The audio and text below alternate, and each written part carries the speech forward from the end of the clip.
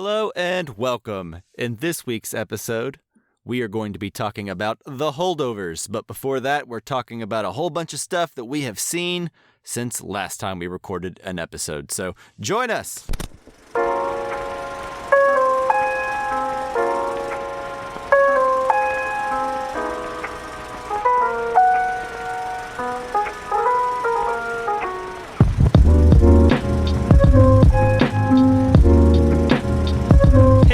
Thanks for joining us here on the Casual Cinecast powered by Cinelinks. As you will notice, I am not Chris. He can't be with us for, surprise. He can't be with us for a couple weeks with holidays, busy times, busy with work. So it's just going to be me and also regular co-host, a man who is busy reading Meditations by Marcus Aurelius. Mike, how you doing? How's the book? Enlightening. Good. Best Christmas present I ever got. You and Paul Giamatti think so. You're a camp of two. That's right. How are you doing today? Oh, I'm good, man. I'm feeling well rested. Peek behind the curtain. We were supposed to record yesterday, and I fell asleep on the couch. I didn't leave you hanging. Yeah. I just told you I was tired, and that turned out to be true. I knew in advance. I wasn't sitting here by my computer. Yeah. But good. Glad you got rested. Much more rested and ready to record today. Good. All right. Well, if this is your first time listening, normally we start off every episode in a section called News on the March, where we talk about all the recent news and TV and movie stuff that we are interested in or have been watching since last time we recorded. Then we move into the feature review. Like I said at the top of the show, this week it is The Holdovers. So, yeah. Yeah, I'm excited. Which, not to give it away, we'll talk about our feelings later. But for now, I want to say here on the Casual Cinecast, what we do roughly every other episode, we put out casually Criterion episodes. And in these episodes, listeners choose a film from the Criterion collection for us to review by voting in a poll that we put out on our Twitter/X account. So look forward to our next Criterion episode. Go check out our last one, which was just released kind of belated. It was recorded a while ago and just recently released last week, but it was on Scorsese's Raging Bull. And then we also put out a poll to choose our next one. Mike, do you want to give people the rundown on the poll results? Yes, I do. So, I knew you would. Our poll theme was Noir-vember, to give you some idea of how long ago this episode was recorded and conceived. But our Noir-vember options were Blast of Silence, chosen by me, Le Samurai, chosen by Chris. Yeah, Chris. Yeah. And then Le Cercle Rouge, chosen by Justin. Mm-hmm. Surprising, well, me. Blast of Silence and Le Samurai are tied. Yeah. 43%. And Le Cercle Rouge trails with 14%. I didn't see this coming, I'm going to be honest. I didn't think Blast of Silence stood a chance, but... Yeah. I know. I thought I was going to be, completely demolished, especially because Le Cercle Rouge is, in my opinion, probably the best of those movies. I haven't seen it. That's the one I haven't seen, so I can't agree or disagree with you. Yeah, well, that's just my humble opinion and how I remember them. But I've seen Le Samurai twice, and I've seen the other ones once, and I don't know. I was looking forward to watching any of them. Yeah. But anyways, do we know a winner? I guess no. They're literally dead even. There's no 0.5% that's breaking it. So I say, because you're here and we'll probably be without Chris for the next Criterion episode, we should not do the film that he chose, which would be Le Samurai. So we should stick with yours, I think, for the tiebreaker for Blast of Silence. When we eventually do record on Le Samurai, I think Chris should definitely be there. I agree. Yeah. So for now, we'll plan to do Blast of Silence. And maybe we can do Blast of Silence, and then our next one, once Chris joins us back, will be Chris. I think, honestly, it'll work as a great Christmas-themed also, / New Year-themed movie as well.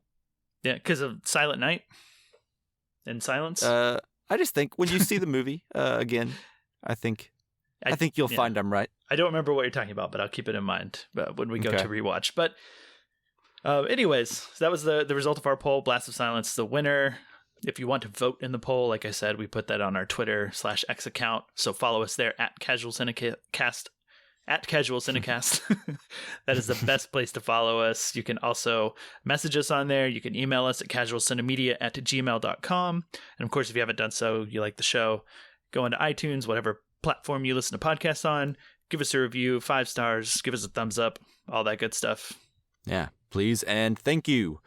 And okay, we have a whole lot to discuss. Like I said, it's been a while since we last recorded, so we're going to be going rapid fire. So you ready to get into this? Yep, I'm stretching right now.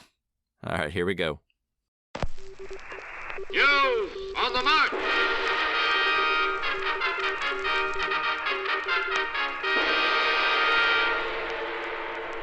All right, so the first thing on the docket is David Fincher's The Killer, which was released in theaters, very limited release in theaters, very briefly, and then put on Netflix for everyone to see. Mm-hmm. And I think David Fincher's last movie was Mank, also for Netflix. So I don't know. I guess they have a good working relationship. But I would like more David Fincher movies in the theater. Just putting that out there real quick. But yeah. Anyways, The Killer. Justin, what did you think of this movie? I have kind of mixed feelings about the movie because, you and I have talked about it since we watched it however long ago that was. And I think initially I was a bit lukewarm on it. And then through talking with you, you've kind of pointed out some things that made me see the film in a different light, that made me enjoy it much more. And I haven't gone back to revisit it and watch it in that new light, but just thinking back on it, I think I like it quite a bit more than I did on initial viewing. And I saw a lot of sort of similar takes online, people saying like, I don't know, this movie's not that great. And people kind of responding in a similar way that you did to me. And so I don't feel too alone in feeling like I want to say I didn't get it the first time. Mm-hmm. But I think it's pretty good. Like, I think it's very enjoyable. I think it's funnier than I initially thought, or at least funnier in hindsight than it is while watching it. And it's obviously, meticulously well made. Like Fincher does. It's as with Fincher, I just feel like everything is so meticulously planned out and everything happens for a reason. So even some of the things that I felt were off, I think that there's stuff there to kind of figure out why they are the way that they are. And I'm trying a bit not to step on your thunder over what you told me, so you can get into it a little bit. So I'll go ahead and pass it off to you. I'll say I did. I'm sitting at about 3.5 to 4 stars, somewhere in that range on it. Maybe edging a little closer to 4 right? Out of 5. Yeah. Yeah. So where are you at? Yeah. I mean, I think this is a solid David Fincher movie. It's nowhere near his best movies, but it's very well made, and it's like a thinking man's version of a genre movie. You know what I mean? Mm-hmm. We've seen movies like this a million times. It's very simple. It's a killer does a job, goes wrong. He's got to try to scramble to clean up the mess, right? It's very simple, straightforward plot-wise, but it's very, like you said, Fincher-esque. I don't even know how else to describe it. It's just this very kind of cold, disconnected style. He's got a style. If you've seen David Fincher, you know what I'm talking about. Yeah. I guess what I would say is kind of like you said, I feel like this movie is pretty funny, but like in a really dry way. I think it's kind of self-aware. I think David Fincher's kind of aware of his reputation based on, making movies that are really cool, quote unquote, you know what I mean? Like his early 2000s stuff. Yeah. So, I mean, I think this is him kind of playing with that about a hitman, and we're being real vague here because we got a lot of stuff to talk about, so I'm not going to get into it. But basically, a hitman who thinks he's awesome, but maybe has some unearned confidence in himself. Yeah, he's not as good as he thinks he is, and that's the I think lens through which the movie gets pretty entertaining to think back on. Yeah, exactly. And it's not the kind of movie where there's a lot to unpack. It's not his next Zodiac, or you know what I mean? Right. but I think it's it's a pretty good movie. I like it more than I liked Mank, and Mank is a movie I kind of want to revisit because I had sort of mixed feelings on it. I didn't dislike it really, but I did not connect with it the way I wanted to. Yeah, and I get that. But anyway, Michael Fassbender's return to movies. I think he was also in Taika Waititi's movie that released around the same time. Yes. Which I have not seen yet. Me But neither. yeah, I don't know. It's good to see Michael Fassbender back on the screen again. Yeah. And he's got a presence that I think kind of works for this movie. Yeah, he's kind of off-putting and scary, but handsome enough to carry a movie, right? So, him and Tilda Swinton, both handsome. Yeah, Tilda Swinton's great in this movie. She has a role. Yeah. I think what I was happy to see was a film that also proved my long-standing thesis that the Smiths are a great band for people who think they're more awesome than they are and have infinite patience. Yeah. I like the Smiths. I know. I'm directly making that joke because you like the Smiths. I know. And I don't actually feel that way. I just thought it was funny. Mm-hmm. Anyways. Yeah. David Fincher. Great. Not great. Well, it's good. I think it's solid. But I think a lot of people will not like the movie. Probably. For the reasons that you listed at the beginning, right? Yeah. It's maybe too simple. It just feels like a movie I've seen before until I looked at it through a different lens and realized it's doing something different enough to justify its existence, I think. Yeah. Okay. That's enough on the killer. Okay, moving on. Next thing. Yeah. This one's yours, so take it away. Okay, so last night my girlfriend was making a bunch of cupcakes in the kitchen, and I didn't have anything to do, and I wanted to watch a Christmas movie, so I came across Klaus, which was from 2019, an animated film. I think was nominated for an Academy Award, I believe. Yeah, it was. Anyway, it's voiced by Jason Schwartzman as the main character. He's a have you ever seen Emperor's New Groove? Have I? No, Justin? I have not. Yeah. You have not? Oh, No. Okay. Well, the main character is really smarmy and kind of snarky and kind of like a spoiled brat, and in dire need of having a lesson learned. So Gotcha. He gets sent to this island to set up a post office, basically, and ends up trying to form a scheme with this toy maker that lives in the woods and has a big white beard and who likes to make toys for children. And so he tries to set up a system of where children mail a bunch of letters to that guy.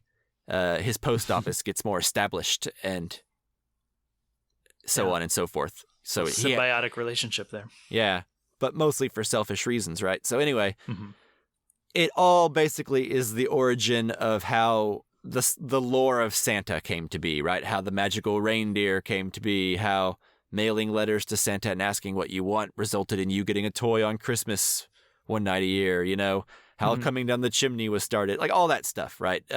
It's kind of touching on that and explaining that lore in a way that I think is surprising sometimes, not so surprising other times, but has a lot of heart and is a good, interesting Christmas movie to watch. I don't know if I'll watch it again next year, but I'll definitely watch it again at some point, at some Christmas, Right. Yeah. I mean, sometimes you get tired of the classics, I guess, if you watch them every year. So it's just good to have I another can one only in watch rotation. Elf so many times. Yeah. I think TBS might disagree because I think they're doing a 24-hour Elf these days. Like they do like the Christmas Story thing, but now there's one with Elf. Uh-oh. So do they still do a Christmas Story marathon? I think so. Yeah. It's just a different day that Elf gets. So they think you can watch it endlessly.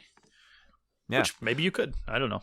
Maybe. I don't know. I would prefer to watch a Christmas Story for 24 hours more than Elf, but I do like Elf. Yeah, me too. I like both a lot, so I don't know if I could watch either for 24 hours to be realistic. No, that sounds awful. But I don't think that's the intention.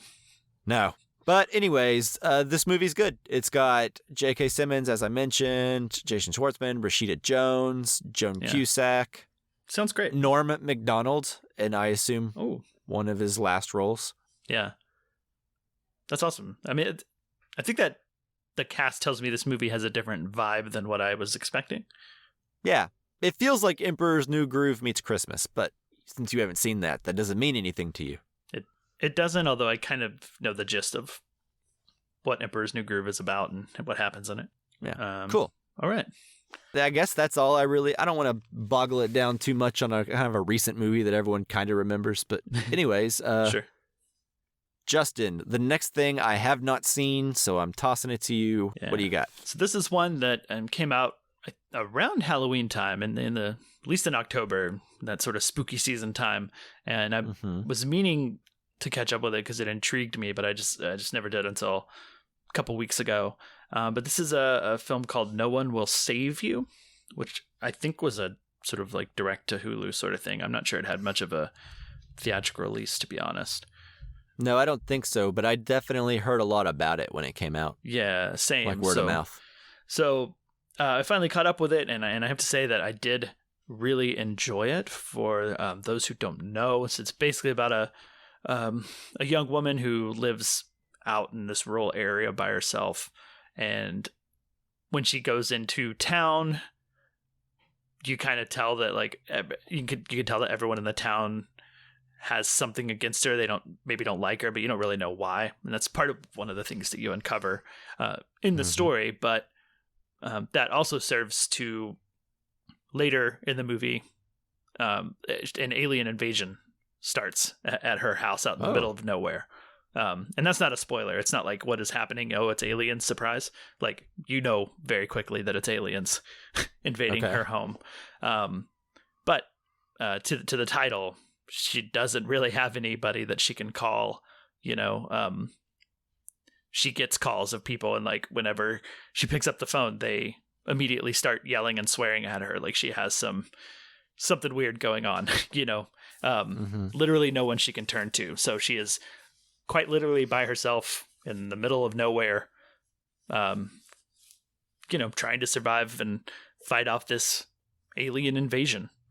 And all right. From there, it gets really interesting. And one of the cool things about this movie is that it has almost no dialogue. I like it. Yeah, which was one of the intriguing things. I like stuff like that. I like, always appreciate the movie that's done, simply in the sense of no dialogue, but also simply in the sense of having like kind of a primary location and somebody trying to do something. It's very, very simple, but I thought it captured my attention the whole time. I thought it was really, really good. Yeah, it's a high recommend from me. Yeah, you sold me. I think you'll like it. I don't know that you'll, and I don't know that I loved it or thought it was like great necessarily, but a very solid entry into this sort of suspense thriller. So I wouldn't quite call it a horror movie. I guess more sci-fi thriller. Okay. Like in the vein of 10 Cloverfield Lane kind of thing? Very much, yeah. That genre. Absolutely put it in there. Cool. I like that movie. Yeah. I think the only person of note in it, and I wish I could remember her name off the top of my head, the lead actress she's the girl who's not Beanie Feldstein in Booksmart. Oh, Caitlin Dever? Yes. Yeah. Caitlin Dever. That's right. And she's great in it. Yeah, sweet. Okay, but that's that recommendation. So if you don't have any questions, we can move on. How long is it? Oh gosh, I think it's like 93 minutes. You'll love to hear super it. Short. Super short. Sweet. Sounds very watchable. Yeah, absolutely. Quick one. Sweet. I'll check that out. Time. Yeah, please do, because I'd love to talk about it with you.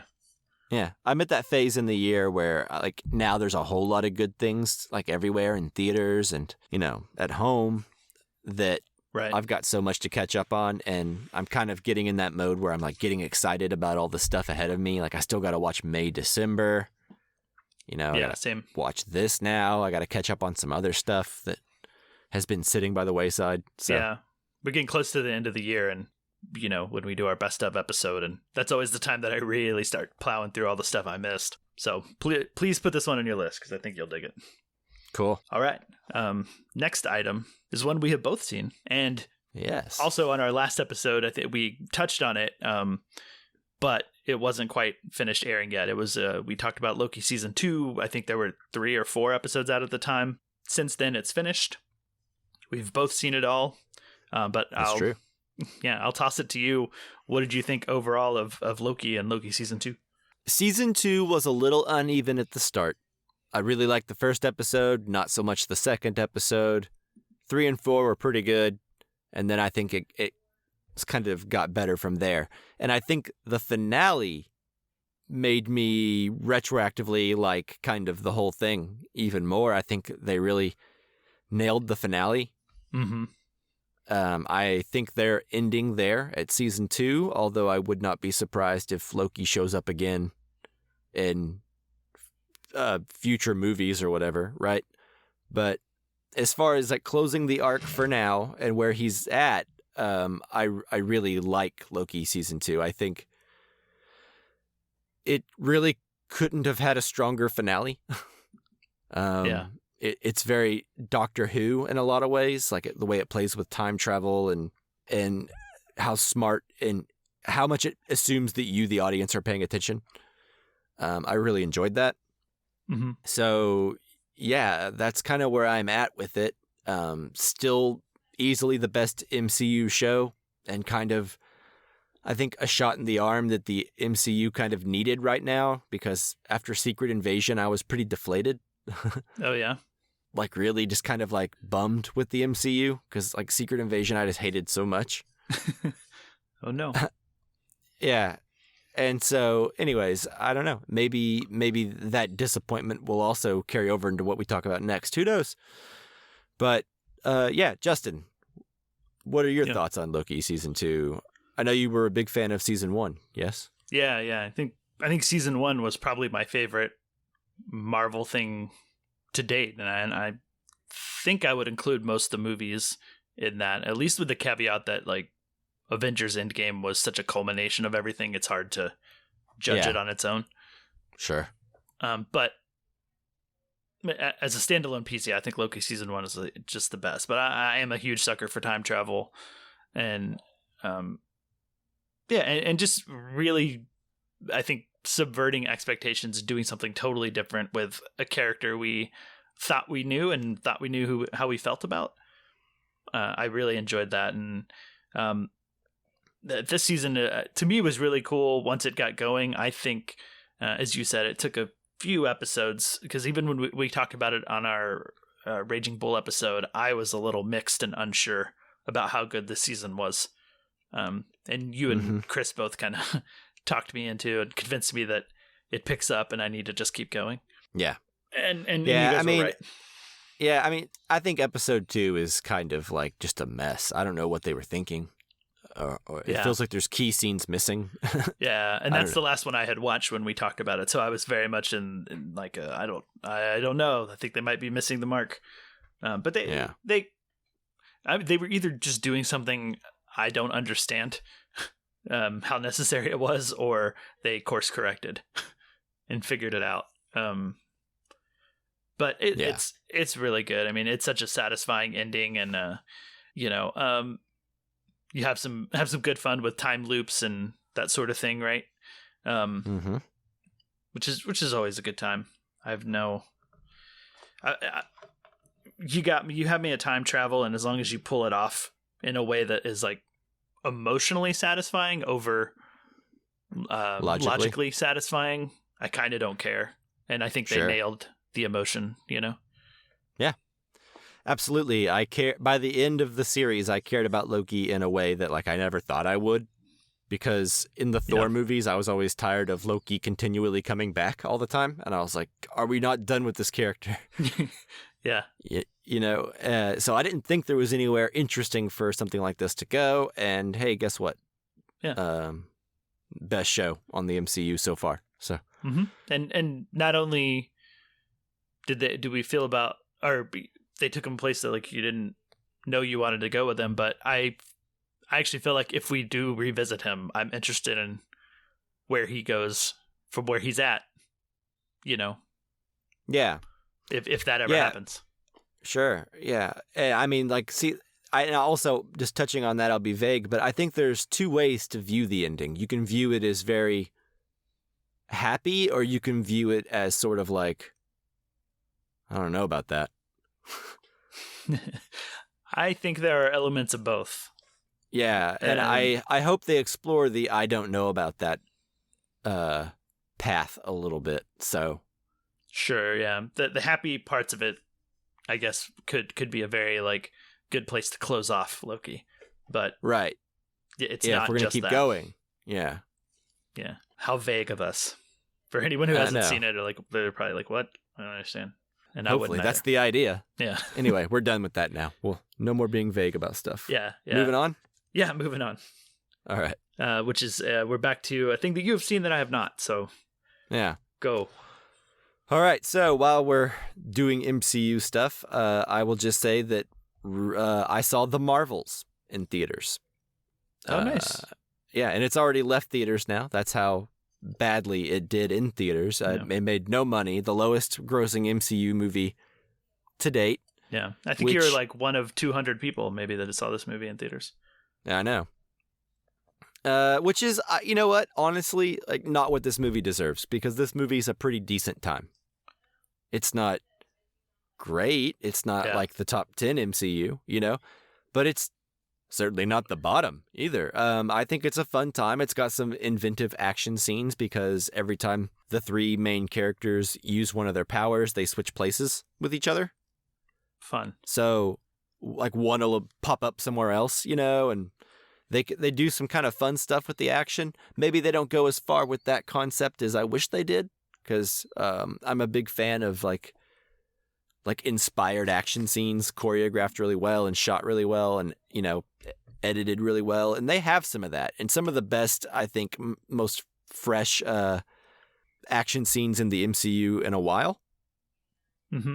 But the best part of this whole movie is it's like a breezy 90-something minutes, like 97 minutes. You're in, you're out. It doesn't ask too much of you.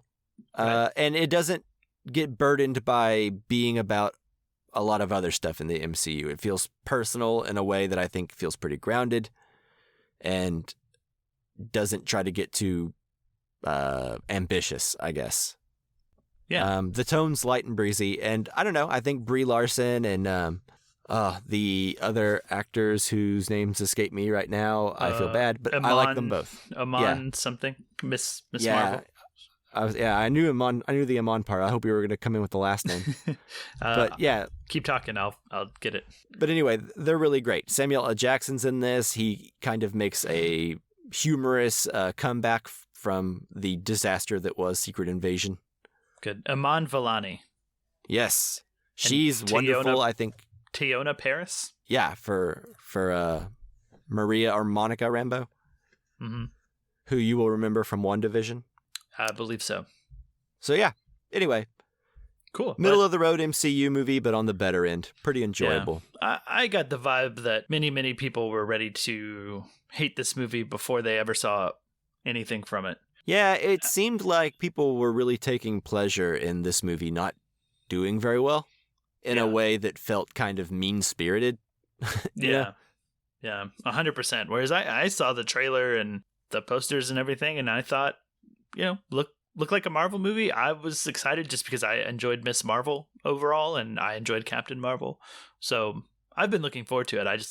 I haven't really had the chance to see anything in theaters. Yeah, I mean, it's been kind of a slow season. I mean, like the writer's strike has pushed back a lot of like movies, you know, to like next year. So we didn't get Dune or anything right like that. So it's been kind of sparse for big tentpole movies. And a lot of movies this year have not done well at all. And I'm worried for what that means for the future, but also maybe hopeful that things could change and we get some different types of movies, you know? Yeah. If it's sort of like the run-of-the-mill things you expect to have done well that didn't, like maybe that just means they'll try something different as opposed to be like, no more movies, no more big movies.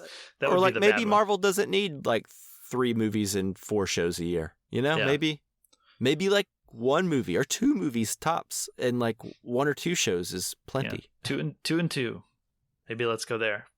Yeah. Maybe let's slow down the content and make other things, you know? Yeah. Which I think they might be doing. I'm hoping. Yeah, let's hope. But anyway, I'll that's see all I this have to soon. say about the Marvels. Yeah. But anyway, next thing, Justin, I believe, is a movie that I have not seen again. Yeah. It's almost like we planned this to I know. be like every other one, roughly. Yeah. How about that? Yes. Okay. So this is a film I watched a few weeks ago as well. One that I had meant to see. I think I would be safe. I think it's safe to say that I'm one of the more like forgiving person of like and like more excited to see comedy movies, like kind of regardless of what's going on with them. Like I can just always watch just about any comedy movie or rom-com. Yeah. So I was pretty excited about this movie. I don't think I've said the name yet, but it's Joyride from Adele. I think of the Steve Zahn, Paul Walker thriller from a long time ago. It is not that one.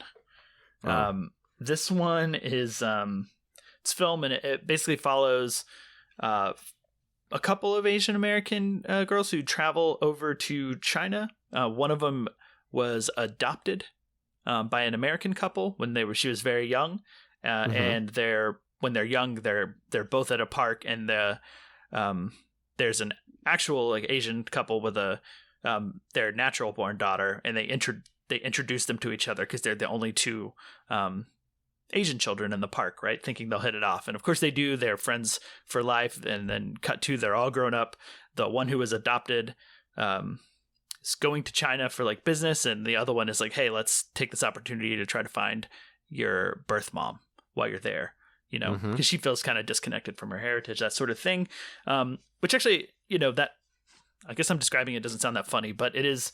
The trailer gave me the vibe of like kind of like The Hangover, but with, you know, set in China with a cast of Asian women. And I was mixed on how I thought the film would be, because it's obviously like from what I saw, it was a Red Band trailer, so it's a very raunchy film. And I thought that could go one of two ways. And I think overall the raunch I thought was really good, and there was a lot of like, you know, where it's kind of going over the edge and pushing itself into like hard R, I thought was very, very funny. The worst moments of the movie had nothing to do with being raunchy, in my opinion. So I think that concern was pretty quickly squashed, and like I started pretty quickly to like all the characters and be on board and like get on board with the sense of humor. I think it's really funny. But you know, as I said in the beginning, it didn't sound funny based on the plot synopsis, and I think in that the movie maintains a surprising level of heart considering how raunchy it is. Yeah, I wasn't expecting it to go this way when you were setting up the plot to me. Yeah, because I've heard of this movie. Obviously, I've seen it talked about a lot, but honestly, I'd never looked into it. If I hear a lot about it, I'm just gonna watch it one day, and I don't really want to know a lot about it. Sure. So I didn't realize it was such like a raunchy comedy. And when you started going that way after just setting up that plot about two little girls meeting in a park, and one of them being adopted, I was expecting a different type of movie, I guess. Yeah, I mean that makes it almost sound like something like The Farewell, the Awkwafina movie. Yeah, or something that's kind of a comedy, more dramedy. Right. This is definitely comedy first and heart second, but it still manages to land both. Like it kind of feels like it hits that sweet spot in a similar way to Blockers. Okay. Which I know I was a big fan of, and I think if I remember correctly, you were kind of surprised at how much heart it had and how much you liked it. Yeah, I enjoyed Blockers. Despite its raunchiness. Yeah. I think this kind of fits in that same world, and I ended up liking it quite a bit. It even, you know, it emotionally moved me. Didn't always, you know, hit on every joke or always make me laugh, but it made me laugh plenty, you know? So I think this is probably my favorite straight up comedy that I've seen this year, and maybe my favorite in the last couple years, unless you call Barbie a straight up comedy. I guess so. I mean, I guess I would, yeah. Yeah, it probably is. So maybe not my favorite then. Maybe like second favorite, but definitely a high recommend. It. I hadn't seen, I don't think, anybody in it before except for one of the four leads in the movie, Stephanie Hsu from Everything Everywhere All at Once. She plays the daughter. Okay, yeah. She's the only person I recognized, but she's obviously great. Everybody was great. I recommend. Sweet. Where can I watch this at? That's a good question. Huh. It's been so long, Don't I don't worry about remember it. where I watch it. I might have rented it on Apple. That's okay, yeah. If I can't find it, I'll rent it. Yeah. I think I rented it on Apple, but I can't remember because it was several weeks ago. Yeah, rock But on. it's pretty much available everywhere. I just don't know if it's anywhere for free. All right. So, moving on, we can go to the last item, which isn't really it's obviously not a current event here, but you and I hung out. Yeah. Several weeks ago. Spent a weekend together. Yeah. We don't live in the same city, so it's rare that we find the time and the opportunity to actually hang out. Mm-hmm. So, yeah. Yeah. Justin came down, stayed in Dallas for a weekend, and we hung out, went to go eat, went to a show, and watched some movies. Yeah. The sort of catalyst for us doing this was both of us kind of talking about our desire to rewatch the sequel trilogy of Star Wars. You know, especially now that it's all out as a trilogy, Yeah. as one piece. Yeah, because I don't think I'd watched any of them since Rise of the Skywalker in theaters. Yeah, Which was some time ago, and since then I personally have consumed so much more Star Wars between Clone Wars and books and Rebels. TV series, you went on a etc. journey since that movie was in theaters. Yeah, like at that point, I was pretty much just a fan of like the main Skywalker saga movies. Yeah. Plus like Rogue One. So yeah, it was something I've been wanting to redo. So we got together to rewatch them, and man, it just in the context of everything else, when it's not, 1/3 of the most important, or 1/3 of like all Star Wars you've consumed, basically. So as yeah, a you're piece of saying the like, whole. yeah, when you're saying like when this is just like one piece of the whole, like all of the Star Wars you've consumed, including TV shows, like in and animated and books and stuff. everything. Yeah. So in some basically, way, when not it's very less many important. percentage of the population. Yeah. When it's less important, I guess like some of the egregious things kind of roll off the shoulder a little bit. But also it's just so much more stuff is filled in that like everything just feels so much richer too. Yeah. Yeah.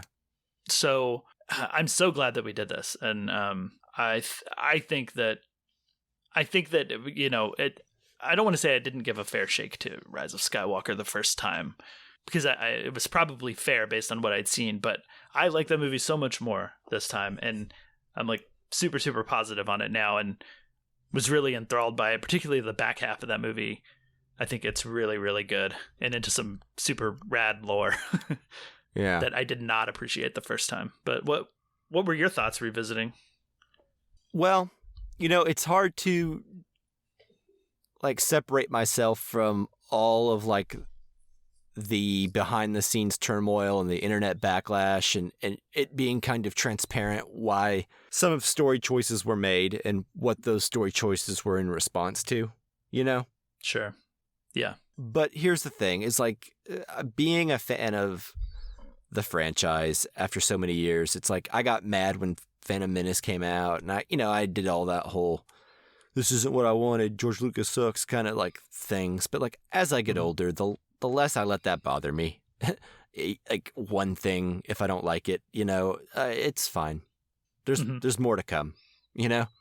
It's like it's a franchise that I'm not very critical about in like a fair way. Like I can see a lot of the problems that movie has, but it's always been a movie that I felt kind of bad for because they kind of got shafted with, and I know people are saying they should have had a plan and all that stuff, but their plan that they did have, however fleshed out that was, relied very heavily on Carrie Fisher. And they were kind of in a rock and a hard place. And I think the worst part of that movie, The Rise of Skywalker, is the first 30 to 45 minutes. Yeah.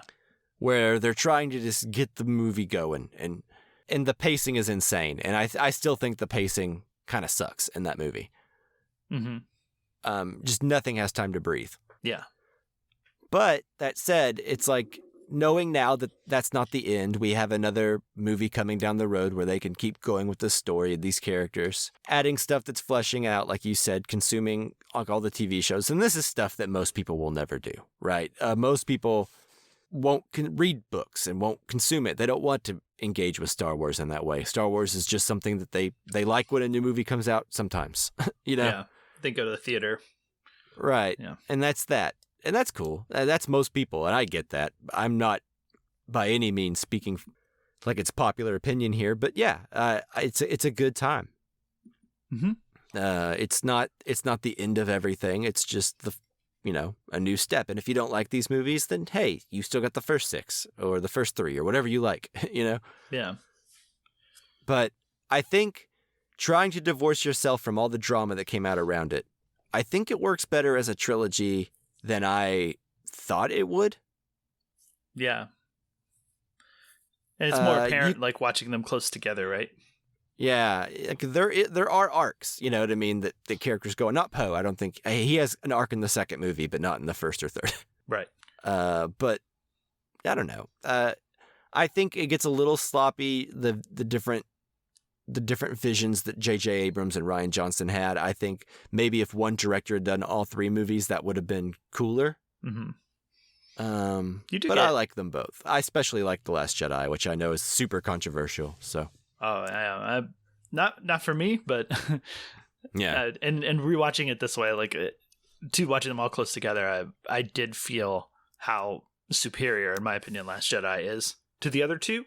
Sure, but it's pretty minimal. I mean, I tried really hard to view them as a whole, mm-hmm. as opposed to different. But they do feel differently. So it is like, I guess it keeps it from getting monotonous when you're kind of marathoning them over a weekend. Yeah, because they to me they feel very different, and they do. It's nice to have them kind of, J.J. Abrams, then Rian Johnson, then J.J. Abrams again. Takes you on a little journey stylistically. Yeah, and that's the thing is I think your mileage is going to vary because I think a lot of people, they're still so familiar and feel so burned by these movies that I don't think that a lot of people are going to give it the goodwill to like look at it as a whole. Like, don't look at like what could have been or where the missed opportunities were or where the clashing visions. Like, don't focus on all that stuff. Try to focus on the story that is, like we do with Luke and Leia now. It's like, it was never the plan to have them be twins or brother and sister even. They were never related until the Return of the Jedi came out. Vader was never planned to be Luke's father until Empire. Right. But it's keeping with the tradition of Star Wars to try and retroactively look at things in a new light based on new information. Yeah. Yeah. And time, once it becomes the thing that, has been for a long time, it becomes more normalized. And I think that will probably happen with this. Yeah. Like when kids who saw those movies when they were little grow up, if they're still into the franchise, they won't care about what happened during the making of. It'll just be the story, Mm-hmm. Yeah. Yeah. Luke and Leia is a perfect example. Yeah. I mean, it's like, it's nothing new. That's the spirit of the franchise. So that's how I try to approach the franchises. That's why I'm always looking for new prequels and this is the only franchise I do that with. Most of the time, I don't want unnecessary sequels and ancillary content that much, but with this, it's like, I don't know. I like that Rogue One went back and fixed the Death Star plan hole. You know what I mean? Where it's like, why is there a big hole in the side of the Death Star? Right. And they actually like made it a plot point and made it cool and fleshed out and cool and good. Mm-hmm. I like when they do that.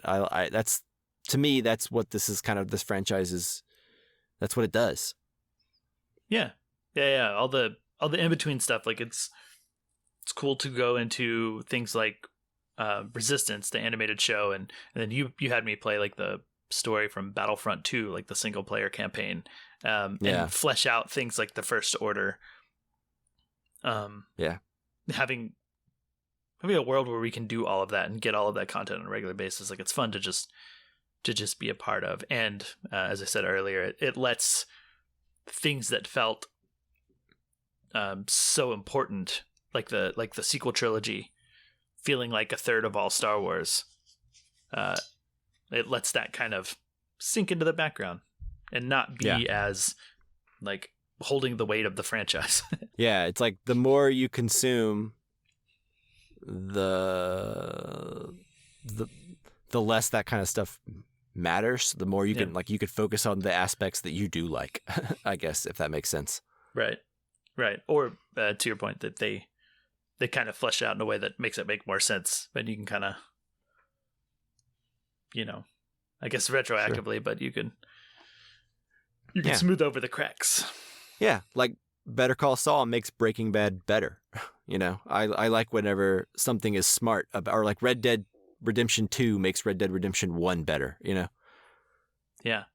I love it when franchises can be like meaningful in their prequel or their sequel, like ancillary content kind of stuff. So anyway. Yeah. All right. Anything else we want to say about Star Wars? No. I don't think so. I don't think we need to get anything else because I keep going. But we got a movie to review. We do. All right. So if you're sticking around or if you're made it through that, congratulations. And hope that wasn't too self-indulgent. So, all right. Our review for The Holdovers starts now.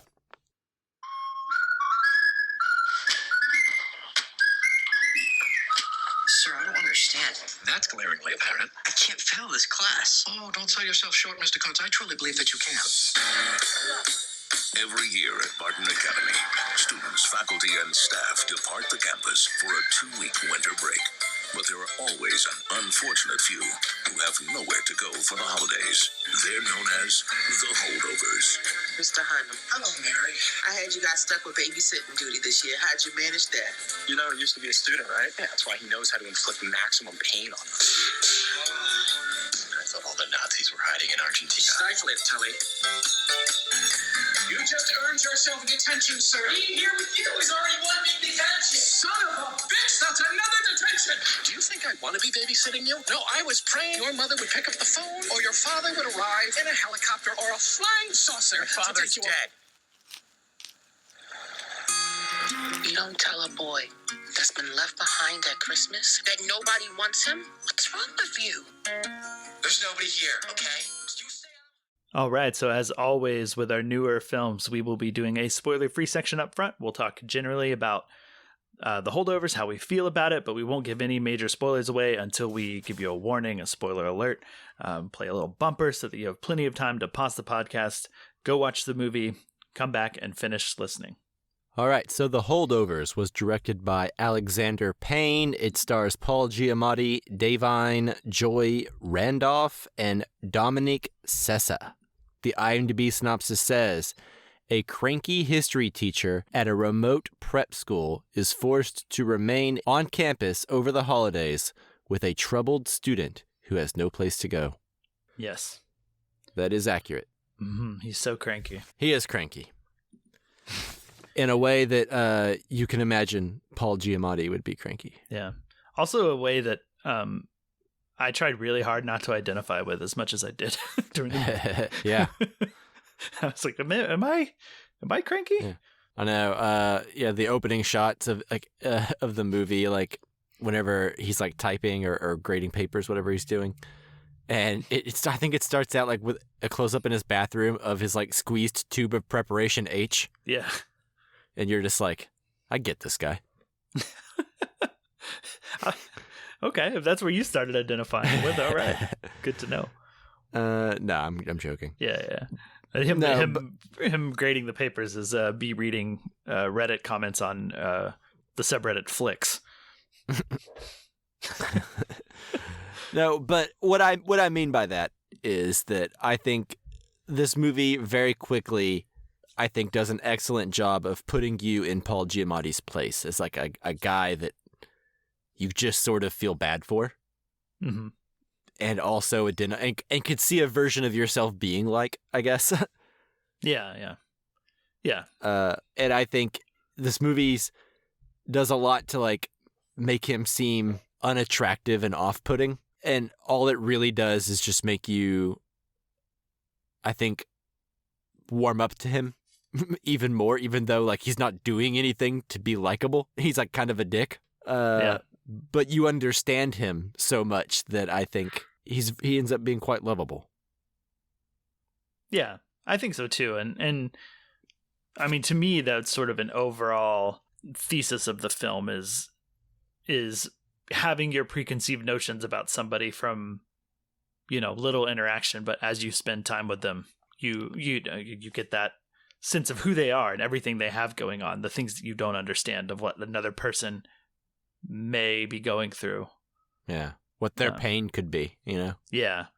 And once you spend time with people, you get that empathy, and you can understand them and not see them as like the other who is, dumb or has life easy, Yeah. So we kind of just started off just going there, but Sure. I guess if it's not obvious, I pretty much love this movie. I saw it back in November when it released in theaters around Dallas. And at that time, I didn't think we'd be reviewing it, so I kind of didn't really view it with that kind of like, I have to talk about this later kind of lens, Right. Same. I just kind of watched it. And when it first ended, I knew I enjoyed it. But man, as time goes by, there just hasn't been very many days in a row that have gone by without me thinking about this movie. And I've enjoyed all of the Alexander Payne movies that I've seen, but I have not seen the one that everyone dislikes, Downsizing. Yeah, that's the only one I dislike. But normally, I quite like what Alexander Payne does. So anyways, this movie's really understated and really patient. And like I said, the characters just feel so fully realized. And it makes me both happy and kind of sad to watch these people flail around and struggle to connect throughout this movie. And I don't know. I think it's really good. But yeah, no, on second thought, I can't think of anyone who I don't recommend this movie to. I think anyone of any age could enjoy this movie. Yeah. I don't think this is a question that gets into too much spoilers necessarily, but one of the things that intrigued me was a couple of reviews I saw where people were kind of referring to this as like a potential holiday classic. And I don't know where you feel on that, because it is set at Christmas time, so sure, it's definitely a Christmas movie. I don't know that it'll belong in the alongside like It's a Wonderful Life or A Christmas Story necessarily, but Right. It's one I could see wanting to revisit at Christmas time. What are your thoughts on like that idea? Yeah, I was thinking about that. I was like, I really like this movie quite a bit, more than I thought I would. I can't wait to watch it again.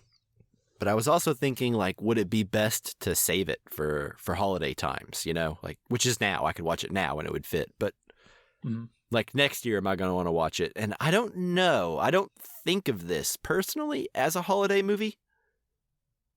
Yeah. But also, I guess I could. There's no reason I don't.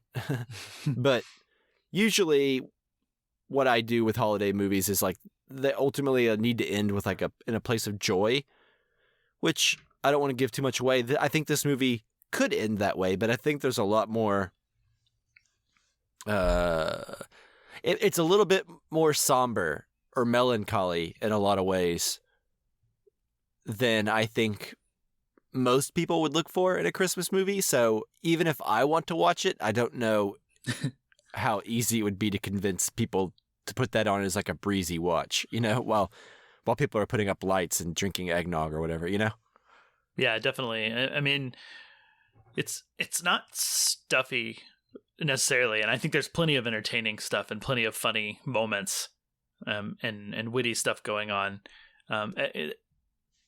I guess, yeah, it's like, to me, the tone of the movie I would describe almost as like the melancholy Christmas music, like you have like Jingle Bells or like Christmas rock. That's not the song. Jingle Bell Rock. You have like that kind of Christmas music, but then you have stuff like, kind of like the Charlie Brown song and Silent Night and Come All Ye Faithful. That sort of like, they're a bit more somber, a bit more melancholy, that matches kind of like a winter mood. So this kind of fits in that, which I guess is like probably not going to be everyone's cup of tea. It's mine, you know? Yeah. That's like my favorite type of Christmas music. Yeah. So I don't know, for me it could be, but yeah, I definitely don't think it's gonna go in there. But that's not to great say holiday that movie. I wouldn't recommend this movie to people. Just, Yeah. I don't know if people would be receptive to it as like a holiday movie. Yeah, I don't think there's anything in here that I can think of that would make me would not want to recommend this to somebody, you know, because like, oh, that person doesn't like stuff that's too vulgar or something, Yeah. or too raunchy or too depressing. Like I think this movie is like a perfect like middleman movie. Yeah. Like it's really simple. I love the style. I love the score, the needle drops, like music that, and it all really cohesive. But even from like the opening credits where they're using like the retro like studio bumpers and stuff. Oh yeah. Yeah, this movie it is made to feel like it's like straight out of the 70s. Mm-hmm.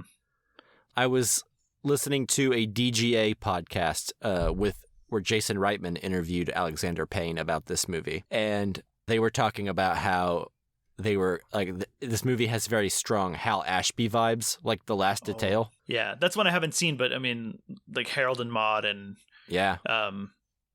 being there, definitely. Yeah. I totally see that. I didn't put it together, but yeah, good. That's good. Yeah, and I mean, it definitely feels like that kind of movie. So, you know, I think in that sense, I was probably always going to like elements of this movie because I kind of cut my teeth film knowledge-wise on really diving into like the 60s and 70s, like American, like the time when like mainstream movies got really kind of depressing and sad. Right. And America was going through a weird time, you know, in the 70s, and Hollywood reflected that. And man, some of the coolest movies were made in the 70s. Mm-hmm. And so I don't know, I like when filmmakers today kind of pay homage to that era, but sometimes I think there's a wrong way to do it where you can get too burdened and bogged down and wanting to look kind of old. Like, I don't know. I think David O. Russell kind of does that sometimes in a way that I don't appreciate. Mm-hmm. But this felt right, I think. Just the right amount of like the cinematography, and obviously setting it in 1970 helps, but Sure. but I don't know. There's a way to go overboard with like the effect, and I think it looked right.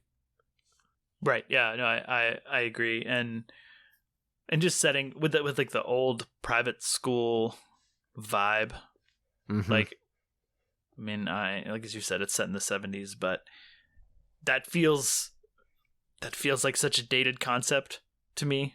Like, I imagine those still exist, right? Where like a school that you go live at, but it just feels very, very old.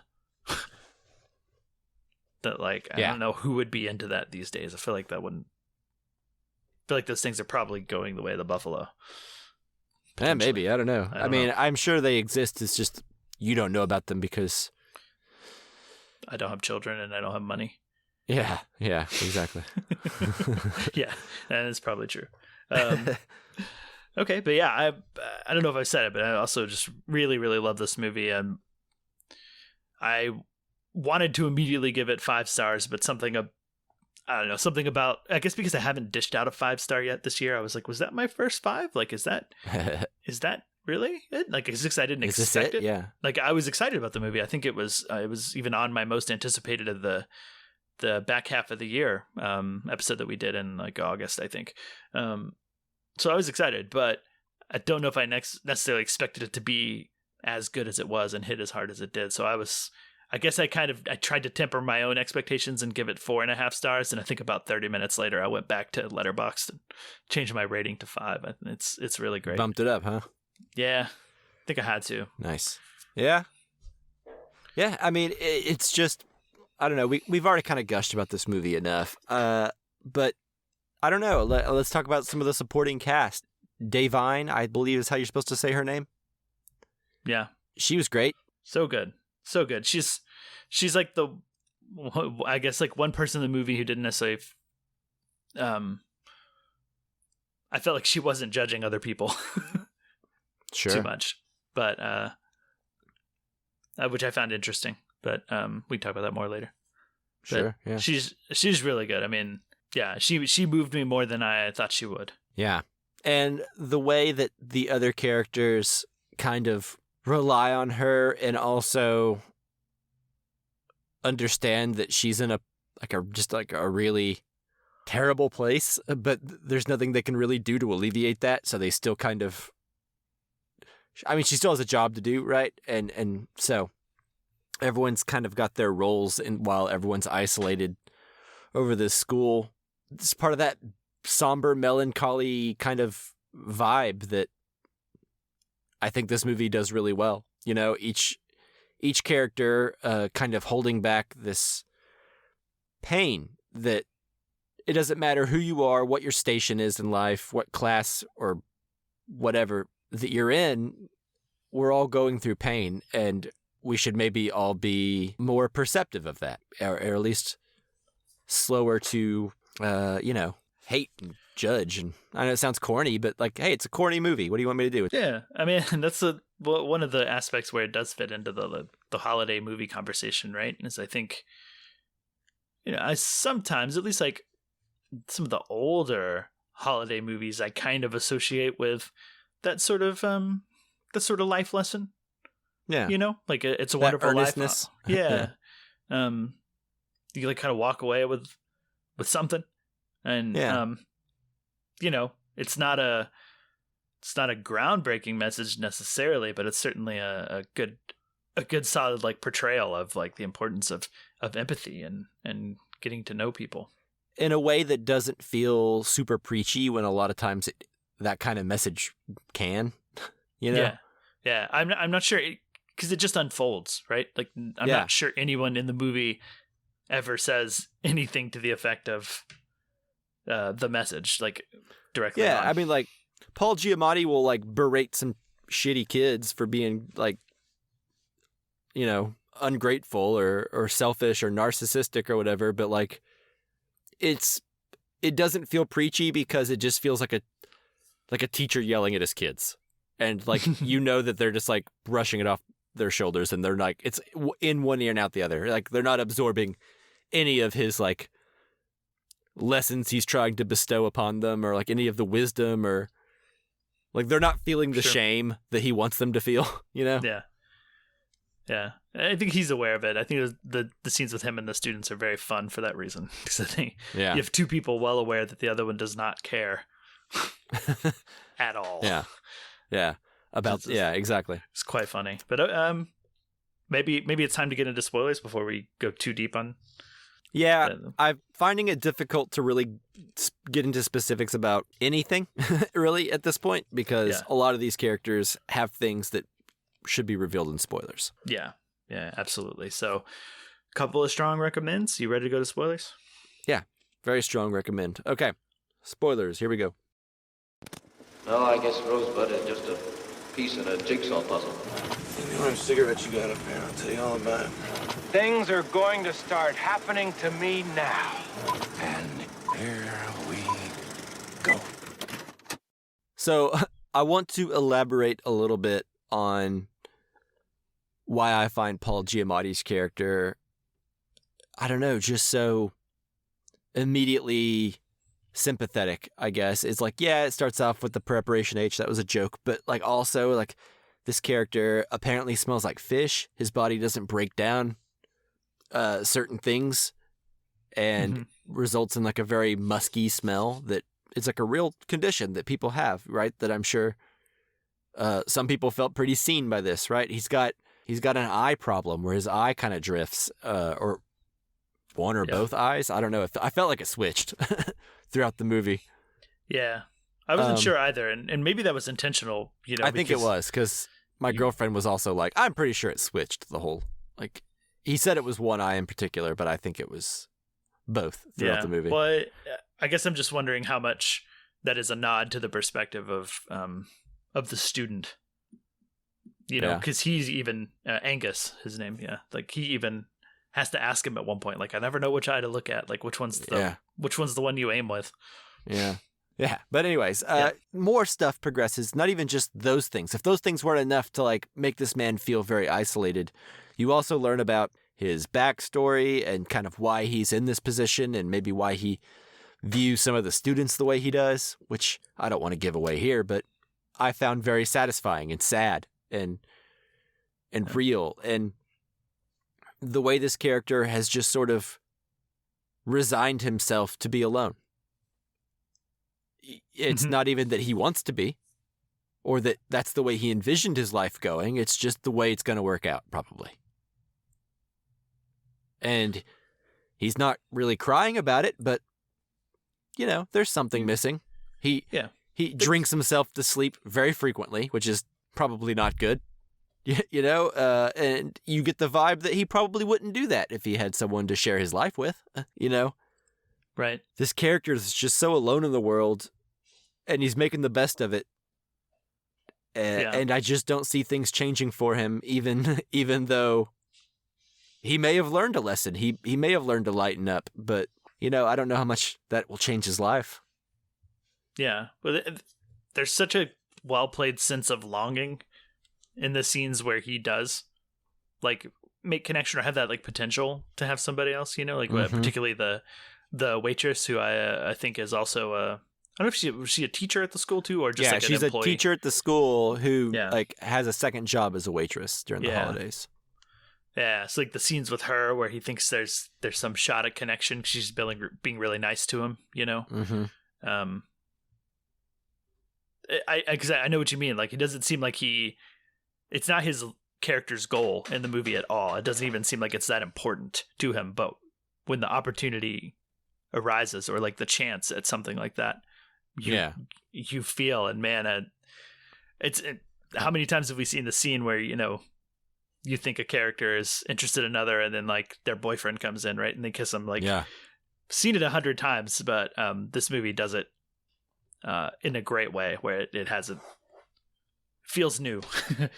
It feels impactful. Feels it's a pretty heavy punch. Not only does it feel impactful, it also feels right. Because if it would have gone the other way, like if she would have been actually interested in him, I don't know if I'd believe it.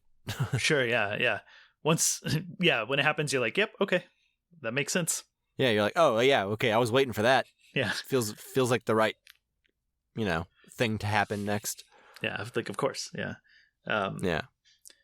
Which is sad. I mean, that Christmas party scene, and I'm curious how you feel about this, just because I was ready to cry whenever Davine, what is her character's name?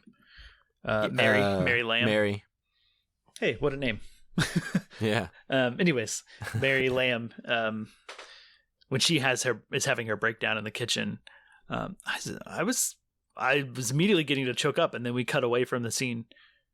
I was super uncomfortable because like of the time, and although this movie I don't think focuses on race that much, it is an element of her character in this society at that time, you know.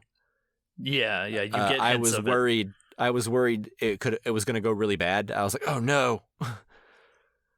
Yeah. You know, so I'm glad that it spared us them leaving that party. So I'm glad it kind of cut away. But yeah, no, her whole journey through this movie, like talking about her son, the other characters talking about her son, her working so hard, and they let her son kind of be around, but it's still on the outside. That all was, I think, probably some of the best stuff in the movie. Mostly because of Davine's performance. I think she's really great. The scene whenever she's in charge of the radio. And she won't let anyone else touch the radio. Yeah. She's just like, she's so good at suppressing all of this. Mary, the character, is so good at suppressing all this pain. But then there's just times where like it has to be let out, you know? Once it starts to, once you've broken the seal, it kind of, it does she does a great job of it, like bubbling up. Yeah. Bubbling over. Yeah. But I guess I was like, okay, here we go. This is like the emotional scene where she finally has a breakdown about her, at least one that we've seen. Because I believe she's had them before. we finally get to see her break down about her son, and him not being around for the holidays or anymore, you know. Yeah. And I the was part just, when she's putting up his baby clothes. yeah. That was Yeah. sad. And yeah, and that's like right before they go to the party, she touches that sort of hat box, right? Yeah. And don't quite know what's in it.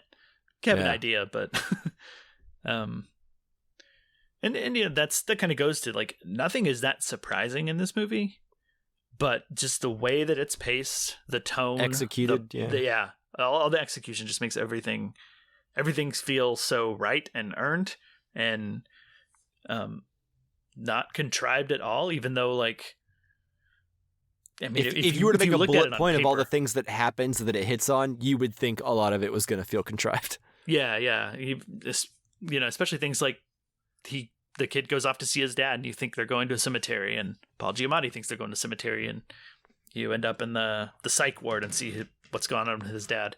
You know, Yeah. It's like, you know, seen those things before. Nothing it just new. hits hard. Yeah.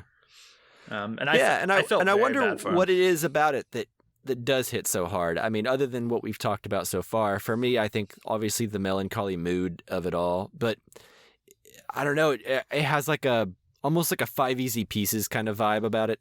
Mm-hmm. You know? Yeah. That very indie 70s, not the gritty dark 70s, but that just like understated, slow moving, doesn't mind spending its time in scenes and in time with characters and things that seem, you know, unimportant. Like how much does the scenes of Paul Giamatti or Paul and Mary Lamb watching the Newlywed Game, you know, those are slow scenes and not necessarily plot developing. Oh, but I love them because there's a couple great. of them, and then like on the second time, like he's like into it, you know? Yeah. And it's like, I don't know, it's like that's an arc, you know, that's a little arc within that's bonding time. Yeah. So like staying with the moments is as important as moving the plot along. Mm-hmm. And yeah, this nails it. Yeah, I agree. And I think we haven't talked enough about, I think if Paul Giamatti is the heart, then Dominic Sessa? Mm-hmm. I don't know what other body part he would be that's equally important as the heart, but the soul. There you go. He Sure. I think he's great in this movie. He's like obviously a newcomer. He is a character that I think you immediately kind of latch onto. He's very genuine. Yeah, I don't know. It's a good performance. I'm excited to see where he goes from here. It is good. I guess I'm reminded a bit of what Jason Schwartzman had in Rushmore. You know, this character that's way smarter than they look, you know, and having this sort of it's perfect balance. His performance it has so many layers to it, so much going on, you know, where you can easily hate him and then realize the whole time that there was something there that you weren't getting. Yeah. Hiding some kind of like he's putting up a front to try and like seem disinterested and too cool. Yeah. Kind of. Yeah. Even though he's really smart and probably a pretty kind person, but like kind of hiding behind some hostility and some anger. He's good at portraying all that on his face and in his performance. Mm-hmm. I hope to see more from him. I thought he was really, really good. It's a shame Chris didn't see this because I feel like Chris would really like this movie. I think so. And I bet he will see it. Yeah. If he hasn't already. Yeah. I mean, it's a movie, it is a bit like, it's in that sideways vein of like, I don't know who wouldn't like this movie if they actually sat down and watched it. I think, you know, 16, 17-year-old me would have liked this movie if I could have been convinced to watch it, you know? Sure. There were those movies that on paper, like, why would I, as like a 15, 16-year-old would have been interested in? But once I sat down, you know, like I think of like Richard Linklater's Suburbia. Yeah. Where people just stand around a gas station and talk the whole time. Like, didn't fit in with movies I loved at the time, like The Matrix and Happy Gilmore and Dumb and Dumber. But for Sure. some reason, when I actually sat down and put them in, they captivated me. And I think this movie would do that to just about anybody. Yeah, I think so. Yeah, I feel like this is a movie that you could watch with like grandparents, parents, anyone. I said that earlier, but I still stand by it. I feel like everyone should see this movie. But I don't know. I'm struggling to think of things like maybe like could be better because I don't want to just glow about it the whole time, but that's kind of where I'm at. I'm just high on this movie right now. Yeah, if that's the way you feel. I don't know. Maybe it's the age I am. I'm just kind of I'm really receptive to this kind of thing right now, I think. Yeah, you turn it into a softie. Maybe so. Like me. Man, it happened to me several years ago, and anything like this, like I said, drop of a hat, we get about, I don't know what, maybe 5 seconds of Mary freaking out about her son being gone, and I was almost in tears before we cut away. Yeah, you're ready to go, huh? Yeah, I was right there, and always am. Just ready.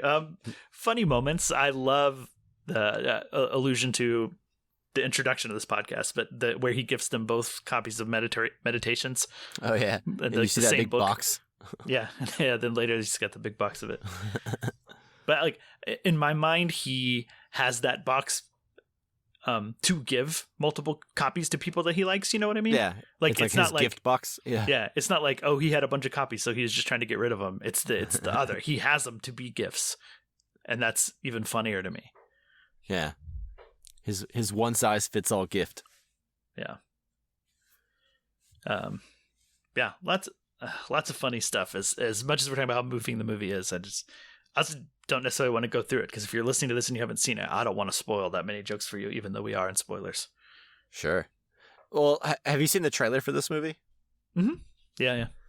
Like, you know how like it ends with like the him jumping on the thing and then falling down, and then Paul Giamatti being like, ah, and like, yeah, because he's gonna get hurt.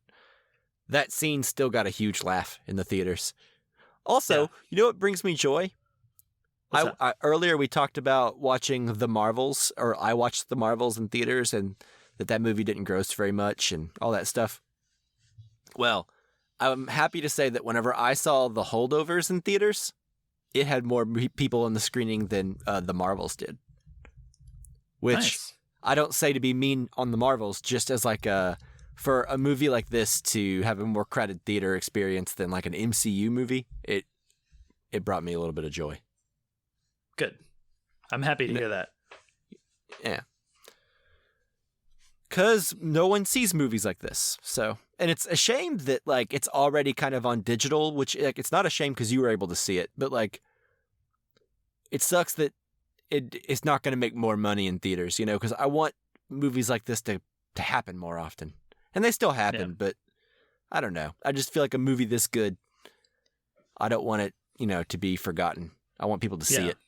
Yeah, like as much as it's for everyone, you and my wife are the two people I can talk to about this movie, because I don't know many people who've seen it.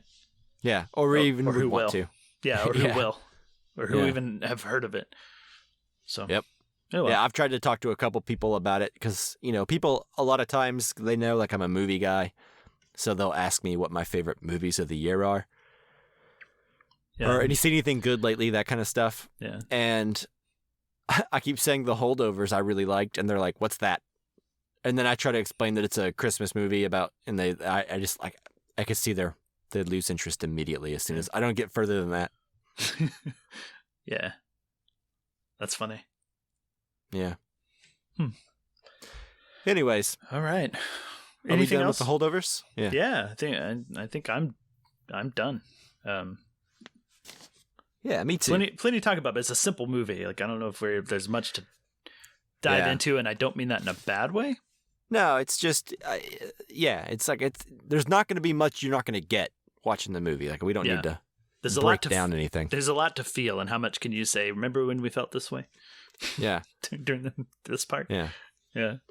Okay. Agreed. Well, cool. Well, then I think with that's the end of the episode, right? I believe so. All right. Well, thank you, listeners, so much for listening.